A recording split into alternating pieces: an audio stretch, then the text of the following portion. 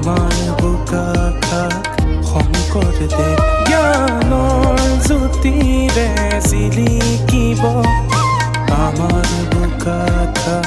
শংকৰদেৱ মহা মহা ব্যক্তিৰ অৱদানেৰে আৰু ত্যাগ কষ্ট সাধনাৰে গঢ়ি উঠিছিল আমাৰ নিকেতন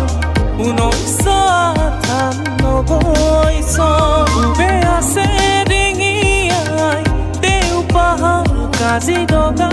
আমাৰ পশ্চিমে সদায় লৈ